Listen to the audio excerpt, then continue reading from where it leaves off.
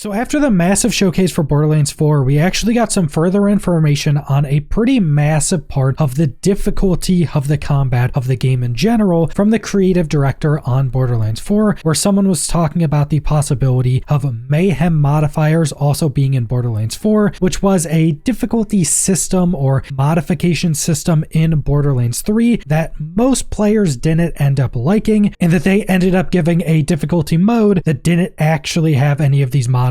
at some point. And the creative director's answer to this was, we have no mayhem modifiers in Borderlands 4. These are just traits that are more inspired by the likes of other ARPGs that add little wrinkles to enemies to keep combat unpredictable and interesting, and these are not punishing effects. Now this is actually really interesting because if you don't know the history behind looter shooters, the first Borderlands game was essentially the creation of the looter shooter genre, and it was heavily inspired by ARPGs, probably more specifically inspired by something like Diablo, which was also the creator of the ARPG genre. So there's always been some of the elements of the ARPG genre built into looter shooters, and it seems that they're going even further with that in Borderlands 4, because this is also essentially how most of the other ARPGs actually do their kind of elite or rare mob mechanics. A lot of the bigger enemies or the elites or the rares will have some type of tags or modifiers on them that give them some amount of randomized abilities or effects. Like in a Diablo game, you could get an elite that spawns like these spinning beams that damage you, or they could be infused with any element so they try to freeze you or poison you more, or they could spawn big circles that blow up and freeze you, or they could spawn big areas that if you stand in, they fear you. Tons of these different modifiers that can just change up that elite or rare that makes every elite or rare pack you come across at least a little bit different, and depending on your build can be much harder or much less difficult to defeat because you could counter them in some way. And this post on Twitter did have some screenshots actually showing this and showing some of the enemies that had it in the showcase of gameplay. The first one being a cryogenic badass who had the leaking tag. A lot of these do also have an elemental type at their side, so we're not exactly sure if all of these tags are going to be based upon the element that enemy is. Like, this is a cryogenic badass, so they're obviously going to have the cryo tag, but we don't know if this leaking effect would also be cryo, because it does look like this leaking effect from this cryo enemy was actually putting fire on the ground, but not 100% sure if that effect was actually from this or if this leaking effect is actually cryo, because all of these other screenshots actually show these enemies tags or effects to actually be the same element that enemy actually is. So the next one is a radioactive synth enemy that has the Chain Master tag, and it looks like they have this kind of chain of radiation damage that seems to either be just chaining from a point, or maybe it just hits something and chains to everything within a range or something like that. They also have the radiation elemental tag on them, and it looks like Chain Master is following that. Then we just have one of these kind of bigger creeps that has the deflector tag, and it doesn't have an element on it. This is also presuming that this deflector tag would be some amount of like bullet deflection, and maybe since it doesn't have an element, maybe it's primarily deflecting non-elemental rounds, or maybe the rounds it does deflect are non-elemental, so maybe if you shoot it with like a poison round, maybe it'll get deflected and come back without an element on it. There's a good amount of possibilities with that. And then we also have what seems to be on a boss, because one of the kind of first bosses they go against, it's not specifically called a boss, but it looks like a boss because it has a very unique model and it's named, and it's Tim, which was one of these much bigger creeps. And Tim does have the contagious effect, and he does have the fire element, and it looks like there's all these kind of fiery wisp effects around it. So maybe it's this AoE effect around it, or maybe it puts this fire effect on you that can then spread to different enemies. So again, we're not exactly sure what these tags themselves specifically do, but this is pretty much exactly how something like Diablo or Last Epoch or Path of Exile do their elites or rares, and how they actually tag them with additional effects or modifiers.